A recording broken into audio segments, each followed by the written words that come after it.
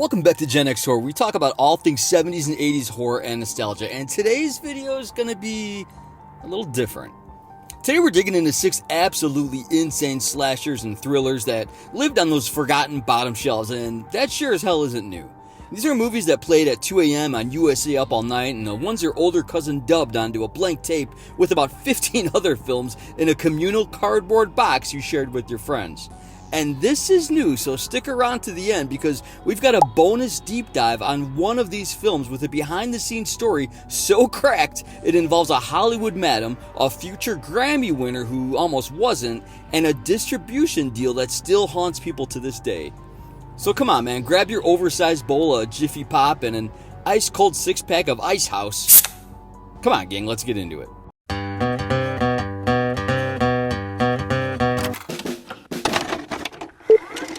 For too long, it has been locked away, breathing, eating, growing.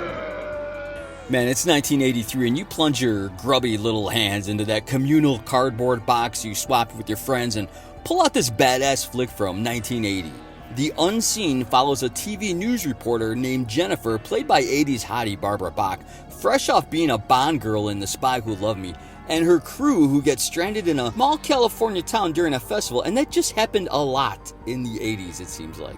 They end up staying at the house of a weird museum curator, played by Sidney Lassick, and you'd know him as Cheswick from One Flew Over the Cuckoo's Nest. And spoiler alert, he's keeping his deformed son chained up in the basement who occasionally escapes to attack people. But look, only occasionally, man. Otherwise, he's pretty chill. It's got a little psycho vibe with some roles reversed and for sure can cross over with some of our more recent flicks with Cellar Dwellers, along with a healthy dose of exploitation thrown in for good measure.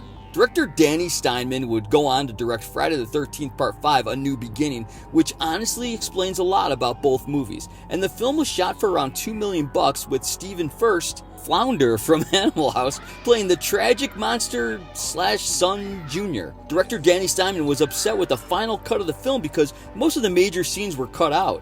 He had his name removed from the movie and was credited under the pseudonym Peter Folek. Who comes up with those pseudonyms? The Unseen received little attention from mainstream critics. Existing reviews of the film have been mixed.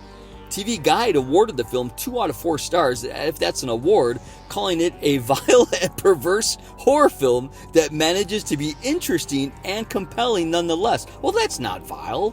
Come on. Donald Jurisco from AllMovie gave the film a positive review, stating, "The Unseen is a nice surprise for horror fans and well worth rediscovering." Hysteria Lives awarded the film a 2.5 out of 5 stars, calling it a genuine oddity, and yeah, it is. The final basement sequence where Barbara Bach discovers Jr. is genuinely unsettling in that grimy, early 80s way that felt dangerous because it was shot in actual darkness, and man, you couldn't quite make out what was even happening, which made it kind of worse. Let's steal his corpse. Hey, let's take the body back and show it to the girls. I don't know, man, is the corpse of an old dead guy something girls are into? Because I may have just solved my decades-long problem. Man, nothing says 1983 like a horror movie about a dead actor's body getting stolen by film students, and that's exactly what Frightmare delivers, like it or not. A group of obsessed fans swiped the corpse of legendary horror icon Conrad Razoff, played wonderfully over the top by Ferdy Mayne, from his mausoleum on a dare. Because film school in the 80s wasn't just filled with theater nerds, man. They were committing crimes. And honestly, what could go wrong with stealing a dead body? Well, it looks like everything. Because Conrad comes back from the grave to exact revenge on these horny dopes, killing them off one by one in super theatrical ways that feel like something Vincent Price would 100% approve of. Christopher Lee was originally considered to play Conrad Razoff, and that makes sense because the film scenes which are supposed to show Ferdy Mayne's heyday are actually black and white clips from 1959 which feature Christopher Lee in a relatively early role. The film is basically a huge nod to classic horror while also being a slasher, and it features some genuinely creative death scenes, including one involving a bed and another with a hot tub that 80s horror fans would definitely appreciate, probably more so if that bed was a waterbed. A contemporary review in Variety called Frightmare a misguided horror spoof. Bill Gibran of DVD Talk, and I'm not a fan of Bill, referred to it as a monotonous mess made even less memorable by its lack of anything closely resembling a movie, like characters, plot, or purpose. However, Megan Navarro of Bloody Disgusting wrote that the film has some pretty great death sequences and called it 80s slasher meets gothic horror, but full on weird. So, screw Bill, man. Shot on a pretty small budget by director Norman Thaddeus Vane, who also appears in the film, Frightmare is one of those weird meta horror movies that came out before Scream made that approach mainstream, complete with characters who actually reference classic horror films and understand genre conventions and tropes. The whole thing has this bizarrely dreamlike quality, with Conrad's mansion sequences bathed in colored lights and fog just spewing out of every corner, giving it more visual style than most direct-to-video horror of the era. And the ending legitimately sticks the landing with a twist that feels earned rather than just kind of tacked on at the end. The whole community's afraid of what happened here. What happened here? Who cares? 1986's Evil Laugh is what happens when all the stars align and someone has open access to a very large home and some camcorders. A group of med students decide to clean up an abandoned orphanage to convert it into a summer camp. I mean, those are two huge red flags in the 80s. And wouldn't you know it, there's a killer picking them off one by one with garden tools and kitchen implements. The orphanage has a dark history involving a janitor who murdered, at the very least, a bunch of kids years earlier, and apparently nobody thought to maybe not spend the weekend at a child murder site. But hey man, that's the 80s for you. What makes Evil Laugh stand out from the 1,000 other body count movies of the mid-80s is how aggressively weird it gets, with bizarre dream sequences, characters breaking the fourth wall, and kills that range from genuinely inventive to hilariously cheap. I mean, there's a microwave death with poor Steve that has to be seen to be believed, and honestly, it's super hard to take seriously. And not this Steve, not me, Steve. You'll see. Director Dominic Brascia, who actually played Joey in Friday the 13th Part 5, made this for practically nothing and somehow got it distributed by Shapiro Glickenhaus. And the film has this strange self-aware quality where characters openly mock horror tropes while still falling victim to them. I noticed as well in the credits, the evil laugh you hear throughout the movie is actually Dominic himself, and I love that, man.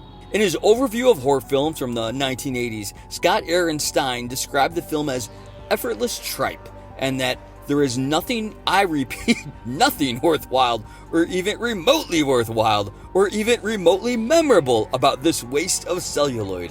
And if that doesn't scream rent me, man, I don't know what does these days. The whole thing screams, we made this in someone's actual house over a weekend, in the best possible way, complete with a killer reveal that makes zero logical sense, but commits so hard to the bit, Enough is enough. you can't help but I'm getting respect pissed with it. this stuff. It's not funny anymore, Barney. It's a little funny. Needs a lot of work still.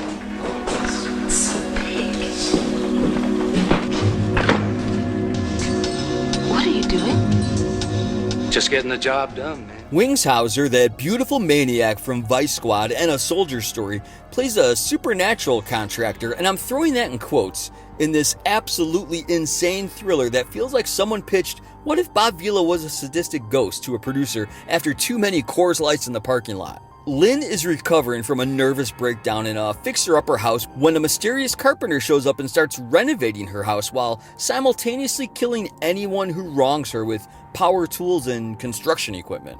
It's sort of like the Toolbox Murders meets a Lifetime movie about female empowerment, except the empowerment comes from a dead guy with a nail gun who may or may not be a figment of her fractured psyche.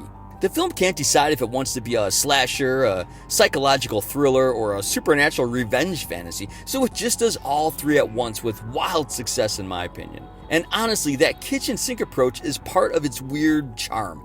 The kills in here are just insane and awesome. Drills, belt sanders, skill saws, man, it doesn't get any better, and my only question after rebuilding my deck over the summer is, how does he get such clean cuts? DVD Talk gave The Carpenter 3 stars out of 5, opening its review with, even by the admittedly low standards of the slasher film, The Carpenter is goofy. Not just in premise, mind you, but in execution as well. Goofy, however, can also be fun, which is absolutely the case with this low-budget horror film. Nice save, man. I agree. Oh, the Horror had a lukewarm reaction to the film, which they described as being like Ghost if Swayze were psychotic, and honestly, who's to say he wasn't? And concluded, I can somewhat recommend it, if only because some moments are absurdly brilliant. I mean, that's huge kudos, come on. Director David Wellington shot this Canadian production on a modest budget that shows with practical gore effects that emphasize power tools in ways that would make hardware store employees nervous. And the sexual tension between Lynn and the ghastly Carpenter adds this uncomfortable layer that keeps you off balance from the very first time they meet and throughout. The whole thing builds to a conclusion that either makes total sense or no sense, depending on how you interpret what you've been watching. And Wingshauser's performance walks that perfect line between protective and predatory that makes him unsettling even when he's supposedly a helping savior. And I would add more quotes there as well. He's not really a savior. I don't know, he's kick-ass, I'll tell you that. What is this? It's your girlfriend. Man, you really put a down payment on this thing? Just to fix it up. Besides, you practically gave it away. Maybe there's a reason for that. Gang, we're going to talk about 1989's The House on Tombstone Hill, and right before the 80s ended, we get this confusing mess of a haunted house movie that went through more title changes than a witness protection program. It's also known as The Dead Come Home and Torment, or Dead Dudes in the House, which is hilarious and a lot more open-ended, honestly. The plot involves a woman inheriting a creepy mansion where her family was murdered, and naturally she decides to move in and throw a party because honestly that's exactly what you do when you inherit a murder house in the 1980s. I mean, we can only get blackout drunk in the woods so many times until we want to class it up with, I don't know, 4 walls and a roof. The place is haunted by the ghosts of her murdered family members who possess her friends and turn them into killers, leading to a series of deaths that range from inventive to, hey guys, this effect budget is getting pretty small. What's great about this flick though is how the movie keeps shifting tones. Sometimes playing as straight supernatural horror, other times it leans into slasher territory, and occasionally just being weird for the sake of weird with possession scenes that feel like someone watched Evil Dead 2 and said, that's probably something we should try, guys. Director James Riffle shot this regional horror film with a cast of unknowns and a budget that was clearly spent mostly on the actually impressive Gothic house location and some decent makeup effects for the possession transformations. They were honestly top notch. Unfortunately, man, this film sat on shelves for a bit before getting a limited release in VHS distribution, where it found its audience among horror completionists who appreciated its willingness to throw everything at the wall, including a bathtub electrocution that probably violated several safety codes during filming, and an ending that suggests maybe the whole inheritance wasn't worth the trouble after all. In 1992, the film was released on VHS by Troma Entertainment Home Video under the title The House on Tombstone Hill. The film was also released on VHS by Troma as Dead Dudes in the House, with cover art featuring a group of like hip-hop looking teenagers, none of whom appear in the film at all. In 2010, Troma released the film on DVD, which is greatly appreciated. We found a way out. We're leaving. Actually, I'd rather stay.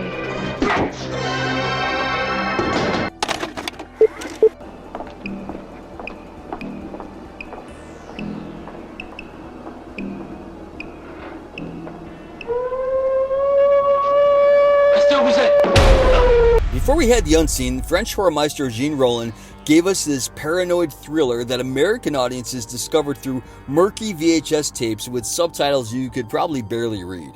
A man picks up a traumatized woman wandering on a highway in a blood-stained nightgown, and that's never a good sign right off the bat. And she can't remember who she is or where she came from, which would be terrifying enough without the addition of mysterious figures hunting her down. Because, gang, she's hunted.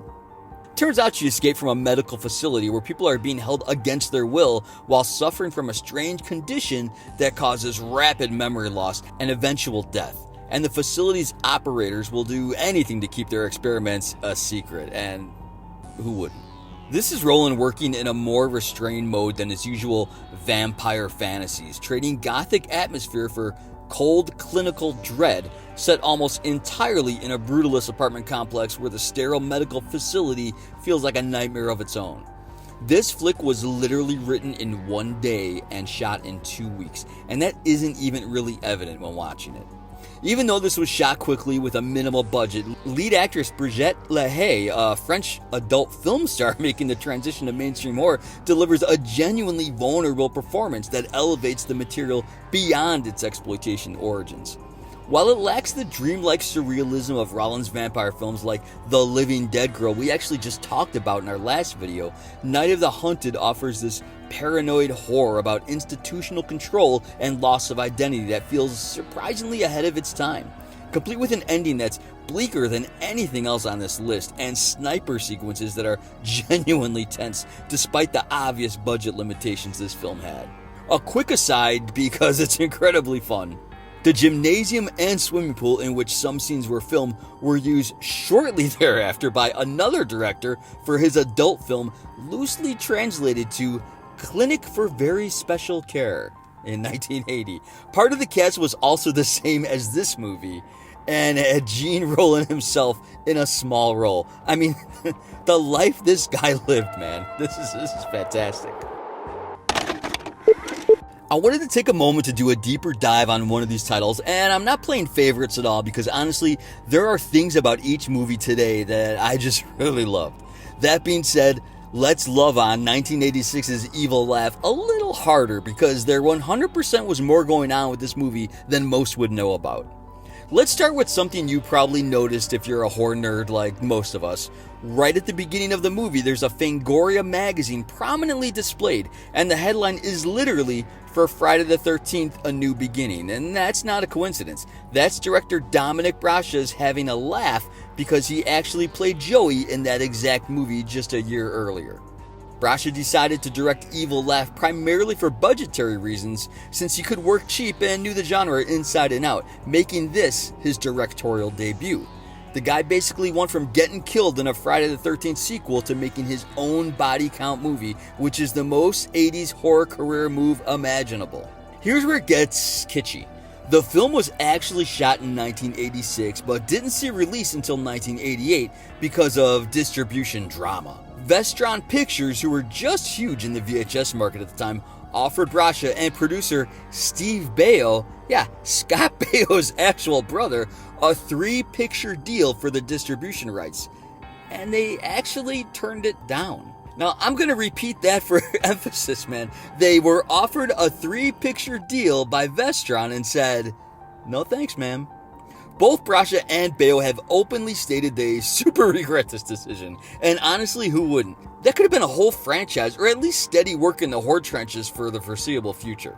Since one of us brought up Steve Baio, that was me, he plays Johnny in the film and also co-wrote the script, and there's this absolutely perfect meta moment where one of the girls mentions the Fonz from Happy Days, which Steven's brother Scott co-starred in for years. It's the kind of inside joke that probably made them crack up on set while 99% of the audience had no idea that connection even existed yet. The casting of this movie is where things get a little drawing outside the lines, I guess. Remember that house cleaning montage with a super catchy Cyndi Lauper style song bopping around and people shaking their butts everywhere?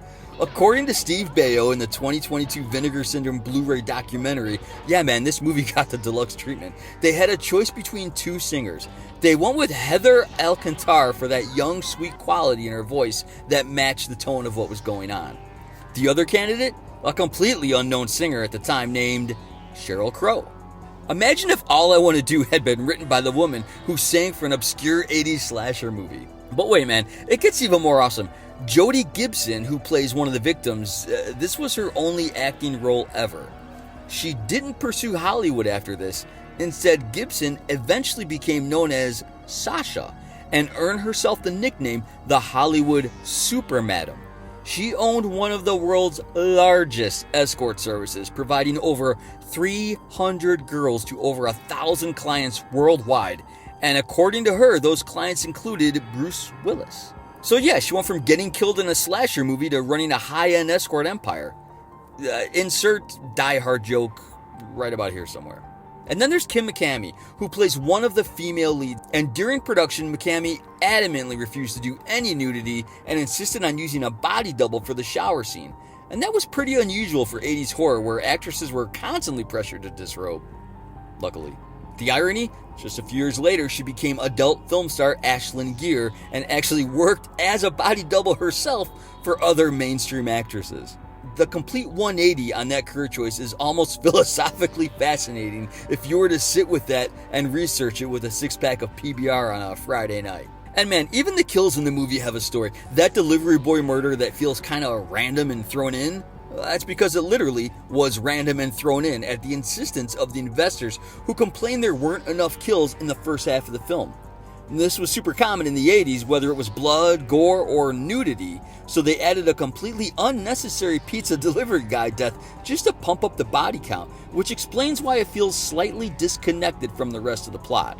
The investors wanted blood, and blood they got, even if it meant interrupting the flow of the story.